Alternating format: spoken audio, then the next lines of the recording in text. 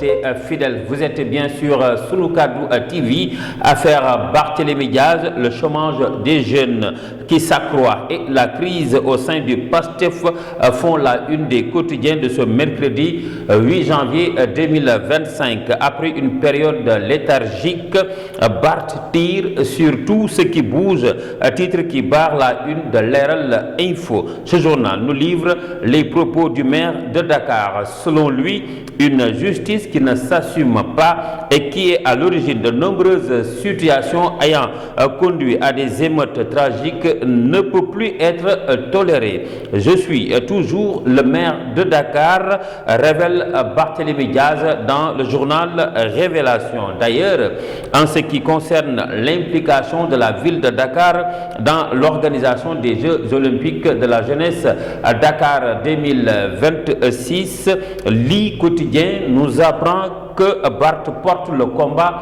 à l'international. Selon Diaz, le comité national olympique sportif sénégalais CONOS n'est pas signataire du contrat d'hôte de l'organisation des Jeux olympiques de la jeunesse Dakar 2026. Et les Échos d'en ajouter que Barth descend en flamme Diania Ndiaye. Je serai l'absent le plus présent dans vos rêves et vos cauchemars, déclare-t-il.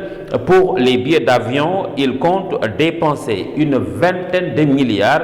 Jeux olympiques de la jeunesse, Assemblée nationale, mairie de Dakar, affaire des gardes du corps. L'info nous apprend que Barthélémy Diaz vide son sac.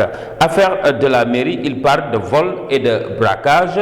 Pour ce qui est l'indemnisation des victimes des manifestations, Barth parle d'un détournement de deniers publics. Wolf Quotidien, lui, revient sur son adversité avec Sonko et barre à sa une. Barth tire dans le tas. Pour l'Observateur, il ouvre le feu sur le CONOS et fonce sur Sonko. Réumi Quotidien, lui, parle de 4 erreurs politiques de Boy Dakar. Les quotidiens du jour foncent aussi sur la publication de l'ANSD sur le chômage des jeunes au troisième trimestre 2024.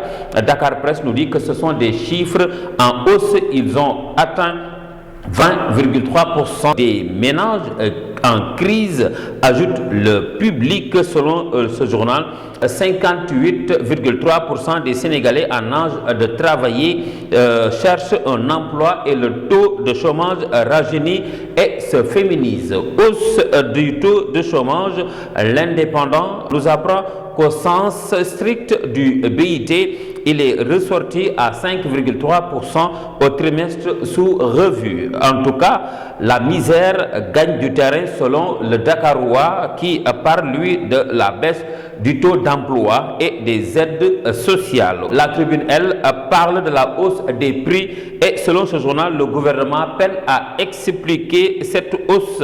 Une augmentation inquiétante du prix des denrées dont l'huile et le sucre. La dépêche, elle, de nous informer que le député Abdou Mbow va être rassuré par le ministre du Commerce. En ce moment même, l'éveil nous donne les assurances de la compagnie sucrière sénégalaise en approvisionnement du marché en sucre. Eux ne rassurent pas. Il s'agit de Waly Diouf Bodian, Fadilou Keita et Guy Marius Sagna. Point Actu nous apprend que ce sont des adeptes de la libre pensée au sein du PASTEF. Diouf, Wade et Macky n'ont jamais toléré les voix discordantes. Sous Diouf, Dansokho et Maguette Thiam ont payé le prix de la liberté de ton. Wade n'a pas accepté la direction unifiée du professeur Abdoulaye Bathily. Macky Sall s'est débarrassé de Moustapha Cissé Lo, Sori Kaba et Moustapha Diakhaté pour des positions anticonformistes. Le quotidien, lui, nous dit que Diomaye et Sonko sont à l'épreuve du parti.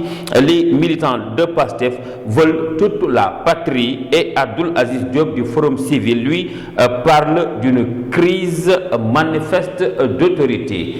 Mesdames et messieurs, c'était tout pour aujourd'hui. Merci d'avoir suivi. Rendez-vous est pris demain. D'ici là, portez-vous bien en compagnie des programmes de Sunu Kaddu TV. Merci et au revoir.